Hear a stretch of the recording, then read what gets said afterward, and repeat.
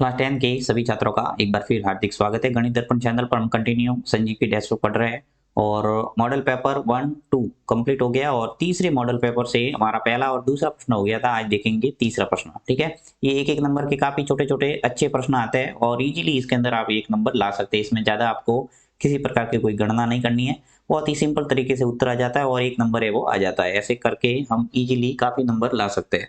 तो देखिए यहाँ पे जो तीसरा प्रश्न है वो अति लघुतरात्मक प्रश्न है।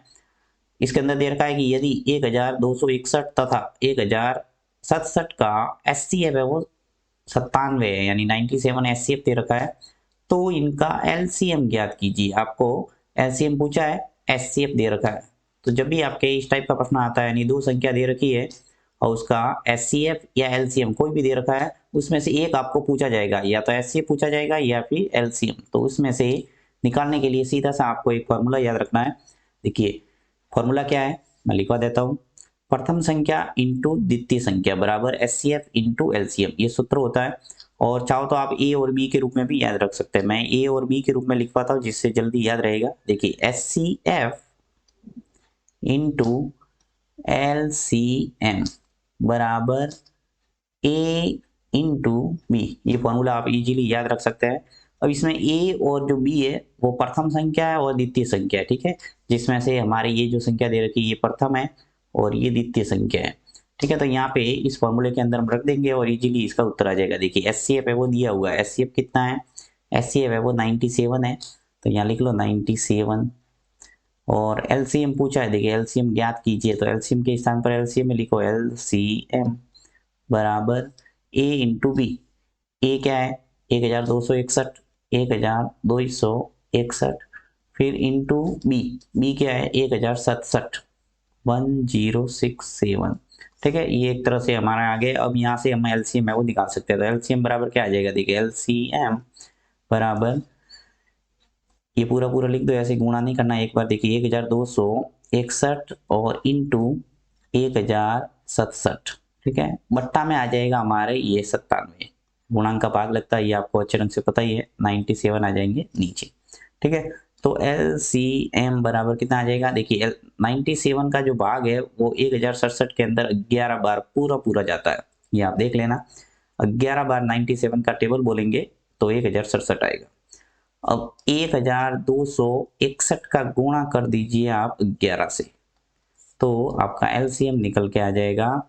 देखिए 1261 का जब गुणा करेंगे आप 11 से, तो आपके उत्तर आएगा 13,871। अब देखिए गुणा करने में मैं टाइम वेस्ट नहीं करूंगा, आपको गुणा तो आता ही होगा, 10वीं में पढ़ रहे हैं तो इतनी तो आपको जानकारी होगी। ठीक है, तो 13,871 ये आ गया हमारा एलसीएम।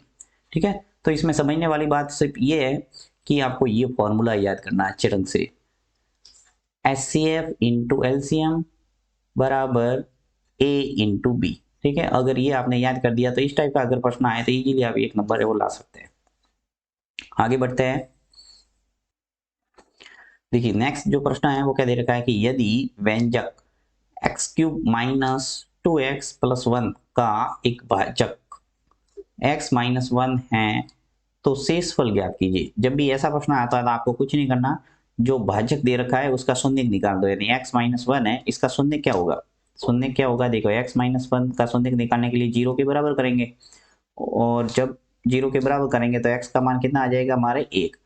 तो x के स्थान पर इस व्यंजक के अंदर 1 रख दो तो आपका शेषफल है वो निकल के आ जाएगा। तो यहाँ पे सीधा मैं निकालूंगा, माना एफ एक्स, यहाँ एफ एक्स मान लेते हैं, एफ एक्स बराबर ये x cube minus 2x plus 1। ठीक है, अब इस व्यंजक के अंदर मैं ये जो भाजक इसने बोला है कि इस व्यंजक का एक भाजक x माइनस 1 है, इसका मतलब इसका जो शून्यक है वो इसके अंदर रखने पर इसको संतुष्ट करेगा। यानी तो यहाँ पे x का मान है 1 रख लेता हूँ, तो एफ एक्स के स्थान पर 1 रखेंगे तो यहाँ पे क्या आएगा, देखिए 1 की का 3 माइनस 2 इंटू 1 प्लस 1, जहाँ जहाँ एक्स था वहां पे मैंने क्या रखा 1। चलिए सॉल्व करते हैं इसको।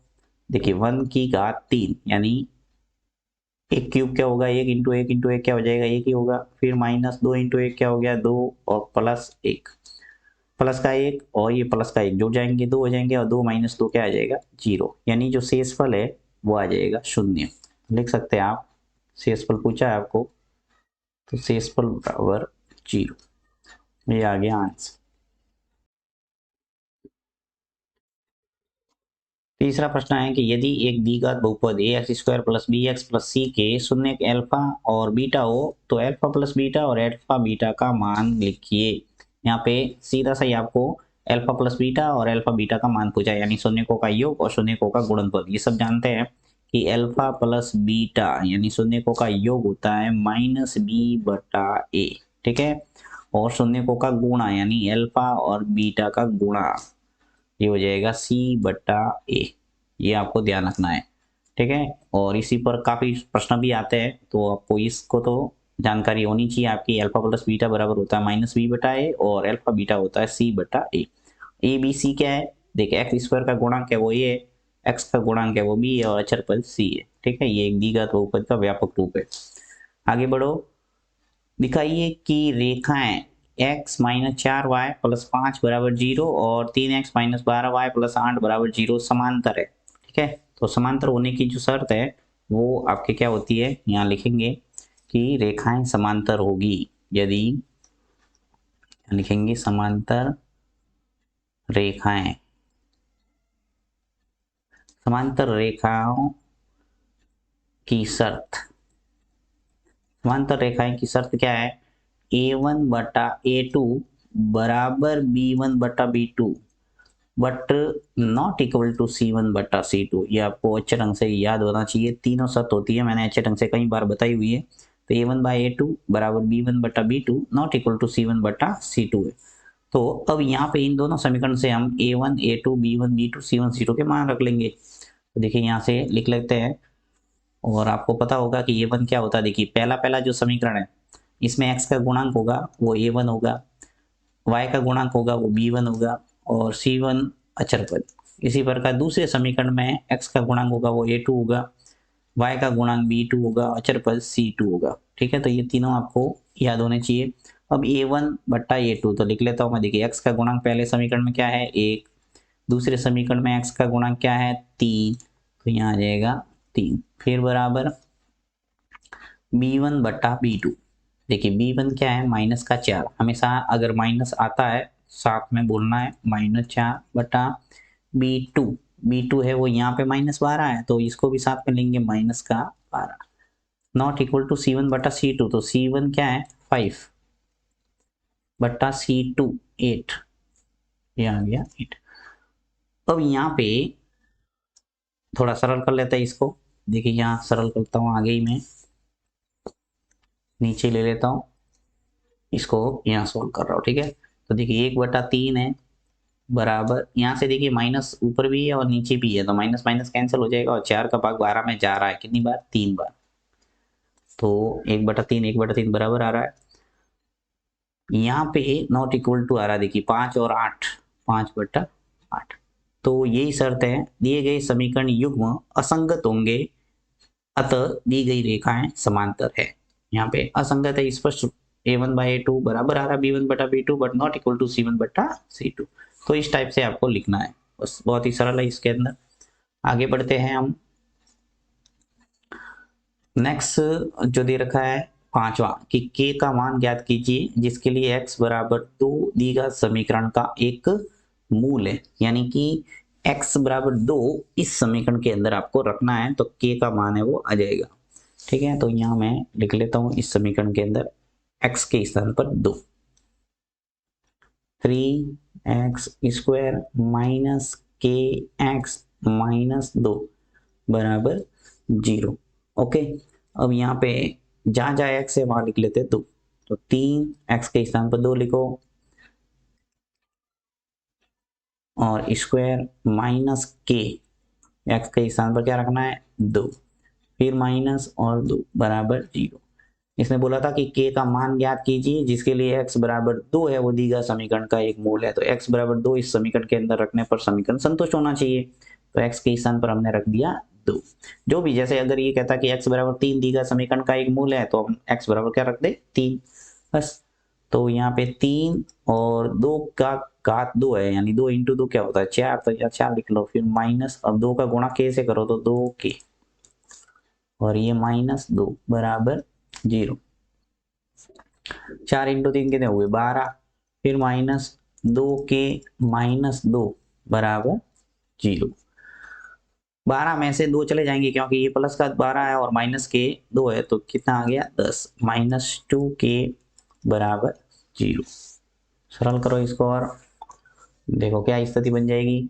पक्षांतर कर, तो इस 10 को पक्षांतर कर देता हूँ इधर, तो -2k बराबर, ये 10 इधर जाएंगे बराबर किस साइड में, उस साइड राइट हैंड साइड में, तो क्या आ जाएगा माइनस का 10। अब दोनों साइड में जब माइनस है तो हटा दो, तो 2k बराबर कितना आ गया 10, तो k का मान आ जाएगा 10/2, यानी 10 के अंदर 2 का भाग देंगे तो k का मान आ जाएगा कितना 5। तो इस ढंग से k का मान है वो आ जाएगा आपके 5। ये आ गया उत्तर। नेक्स्ट कह रहा है कि मूलों की प्रकृति है वो कैसी है। छठे प्रश्न में कि समीकरण दे रखा है 2x² + 3x + 4, ये एक दी गया समीकरण है और इस दी गए समीकरण की मूलों की प्रकृति पूछा है। तो मूलों की प्रकृति निकालने के लिए आपको विविक्तीकरण d का मान निकालना है। तो d बराबर क्या होता है b² - 4ac, b² - 4ac, और b² - 4ac जब निकालेंगे तो आपके तीन स्थिति आएगी, या तो 0 से बड़ा आएगा मान, या 0 के बराबर आ जाएगा। देखो 0 से बड़ा आएगा इधर मान कोई भी, यहाँ पे 0 के बराबर आ जाएगा, या 0 से छोटा आएगा यानी माइनस वाला मान आएगा। तो जब तीनों स्थिति है, इन तीनों स्थिति के द्वारा मूलों की प्रकृति पता करते हैं। अगर 0 से बड़ा आता है, जैसे मान लो 1 2 कुछ भी आ गया यहाँ, तो 0 से बड़ा है तो वास्तविक तथा भिन्न भिन्न मूल होंगे। 0 के बराबर आता है तो वास्तविक और समान भिन्न होते हैं, और मूल है वो समान होते हैं। और यदि लेस देन 0 आता है, यानी कि यहाँ 0 से मान है जैसे -2 या -3 या कुछ भी आ गया, तो आपके मूल है वो काल्पनिक होंगे, यानी कोई वास्तविक मूल विद्यमान नहीं होंगे। तो यहाँ देखेंगे हम, देखिए b² - 4ac का मतलब क्या होता है, ये a है, ये b है और ये c है। x² का गुणांक होता है वो a, x का गुणांक b और अचर पद c। b² निकालता हूं मैं, यानी 3 का स्क्वायर -4, a का मान कितना है 2, c का मान कितना है 4। हल करो इसको, 3 का वर्ग करेंगे 9, -4 इंटू 2 8, 8 इंटू 4 कितना हुआ 32। ठीक है, 8 में से 9 में से 32 गए तो क्या बचे हमारे -23। देखिए माइनस में आ रहा है यानी कि 0 से छोटा है, अतः हम कहेंगे कि विविक्ती कर का मान है वो ऋणात्मक है, अतः मूल विद्यमान नहीं है, अतः मूल काल्पनिक होंगे। तो मूलों की प्रकृति या लिख लो, अतः मूल है वो कैसे है, मूल काल्पनिक मूल है, काल्पनिक मूल, अतः मूल काल्पनिक मूल है। ओके, तो इस ढंग से आप इसका उत्तर दे सकते हैं। ये तीनों स्थिति आपको अच्छे ढंग से याद करना है। फिर आगे बढ़ते हैं, सातवां प्रश्न। सातवां दे रखा है कि 3 सेंटीमीटर त्रिज्या वाले वृत्त पर स्थित किसी बिंदु पर स्पर्शरेखा की रचना कीजिए। तो बहुत ही सिंपल है, देखिए कुछ नहीं करना, आपको एक वृत्त खींचना है, या मैं आपको तो आइडिया दे देता हूँ जिससे आपको इजीली बनाना आएगा। सबसे पहले आप एक वृत्त खींच लेना, ऐसा 3 सेंटीमीटर लेके प्रकार में आपको एक वृत्त खींचना है। ठीक है, उसके बाद में क्या करना है कि 3 सेंटीमीटर त्रिज्या वाले वृत्त पर स्थित किसी बिंदु पर स्पर्शरेखा की रचना करना है। यानी यहाँ पे कोई बिंदु ले लो, तो यहाँ इस बिंदु से मान लो ये केंद्र है, और केंद्र से आप त्रिज्या खींच लेना सीधा स्ट्रेट। ठीक है, और यहाँ पर बिंदु ले लेता हूँ जैसे P, वो है केंद्र। अब आपको क्या करना है कि बिंदु जो P है, ये इस बिंदु पर एक अर्धवृत्त खींचना है। ठीक है, ऐसा यानी कुल मिला के प्रकार की सहायता से हम 90 डिग्री का कोण बनाएंगे यहाँ पे बिंदु P पे। तो 90 डिग्री का बनाने के लिए क्या करते हैं, पहला चाप, फिर दूसरा चाप, फिर ऊपर ऐसे चाप काटते हैं, और ऐसे ही आपकी एक रेखा आ जाएगी सीधी। तो ऐसे बन जाएगा 90 डिग्री का कोण। बहुत ही सरल तरीका है। 90 डिग्री का कोण P बिंदु पर बनाएंगे तो स्पष्ट बिल्कुल सीधी रेखा आएगी ऐसी। ये मैंने थोड़ी टेढ़ी खींची है, बाकी आपको बिल्कुल ऐसी सीधी मिलेगी। ओके, तो इस ढंग से आप इस पर रेखा की रचना कर सकते हैं। नेक्स्ट आगे बढ़ते हैं हम।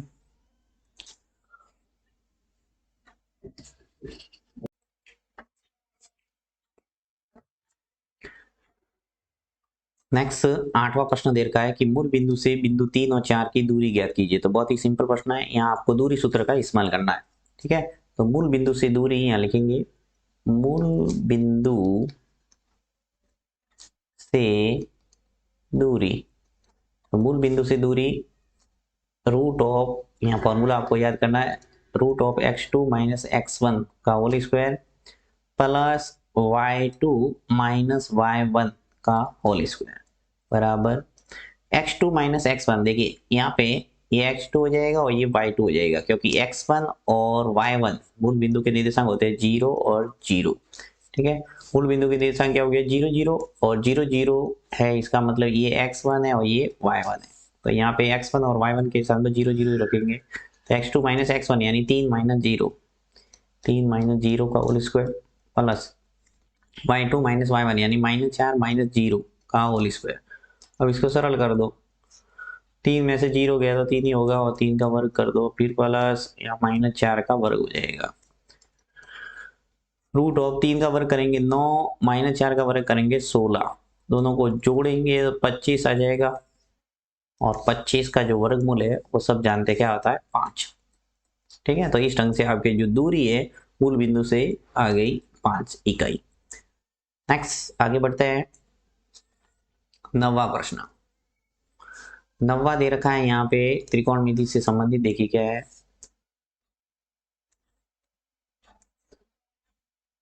9वां जो प्रश्न है वो है sine theta cos 90 minus theta, cos theta sine 90 minus theta, ये माइनस है यहाँ, +1 का मान ज्ञात कीजिए। तो पूर्व कोण से संबंधित प्रश्न है, बहुत ही सिंपल है। देखिए यहाँ लिखना है साइन थीटा ऐसा का ऐसा, कॉस 90 माइनस थीटा होता है साइन थीटा, तो ये आ जाएगा साइन थीटा। ठीक है, फिर प्लस कॉस थीटा ऐसा का ऐसा, और साइन 90 माइनस थीटा होता है कॉस थीटा। ठीक है, ये पूर्व कोण आपको पता होगा, +1। अब साइन थीटा और साइन थीटा का वर्ग करेंगे तो साइन स्क्वायर थीटा, फिर प्लस कॉस थीटा का वर्ग करेंगे कॉस स्क्वायर थीटा, फिर +1 sine square theta plus cos square theta, ये आ जाएगा 1। यानी कि ये फॉर्मूला एक तरह से, और +1, 1 और 1 कितना हो गए 2, ये आ गया आंसर।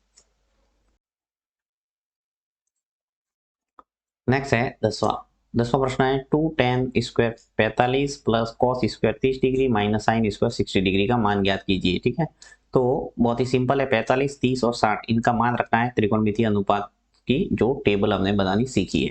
ठीक है, और यदि नहीं आती है तो आप देख लेना प्लेलिस्ट में जाके, इजीली आप बनाना सीख जाएंगे।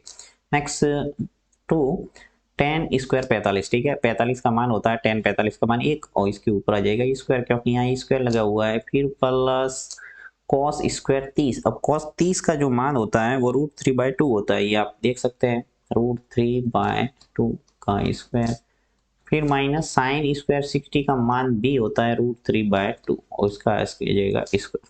ठीक है, अब ये देखिए प्लस √3/2 का स्क्वायर और माइनस √3/2 का स्क्वायर, तो इनको तो सीधा उड़ा दो, यहीं से क्या बचा 2, एक कवर करेंगे एक ही आएगा और 2 इंटू एक आएगा 2, यानी इसका जो आंसर है वो 2 आ गया। एक नंबर का जो सवाल है उसको जितना हो सके उतना जल्दी करना, ठीक है, क्योंकि एक नंबर में आपके टाइम ज्यादा देने से मतलब नहीं है। अब देखिए निम्नलिखित बारंबारता सारणी को ध्यान से पढ़िए और बी और डी का मान ज्ञात कीजिए। यहाँ पे संचयी बारंबारता का जो रूल होता है उससे बी और डी का मान निकलेगा। देखिए संचयी बारंबारता बनाते हैं हम CF, ये संचयी बारंबारता है। इसमें क्या करते हैं, पहली पहली संख्या ऐसी किसी लिखते हैं, फिर इसमें जोड़ते जाते हैं। 4 में 5 जोड़ा तो क्या आ गया 9, 9 में बी जोड़ेंगे तो क्या आएगा 15। ठीक है, यानी 9 प्लस बी बराबर आना चाहिए 15, तो बी का मान कितना आ जाएगा 15 माइनस हो जाएगा 9, ये पक्षांतर होकर 9 इधर आ गया, तो बी का मान कितना आ गया हमारा,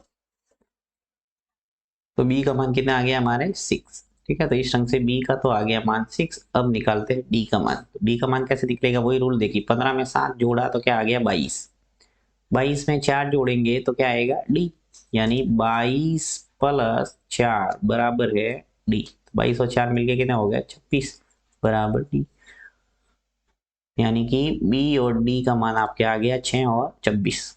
ठीक है, तो बहुत ही सिंपल तरीका है ये तो। नेक्स्ट आगे बढ़ते हैं, यहाँ पे देखते हैं 12वां प्रश्न। एक पासे के फेंकने पर सम अंक आने की प्रायिकता ज्ञात कीजिए। तो यहाँ पे अभिष्ट जो प्रायिकता होगी इसकी, यहाँ लिखना है अभिष्ट प्रायिकता। देखिए एक पासे में कुल अंक कितने होते हैं, 1 2 3 4 5 और 6। इसमें से सब अंक कौन कौन कौन से, 2 है, 4 है और 6, यानी अनुकूल परिणाम हो गए 3 और कुल परिणाम टोटल 6। अब 3/6 यानी 1/2 है, 3 का भाग 6 में 2 बार जा रहा है, यानी आ गया उत्तर 1/2।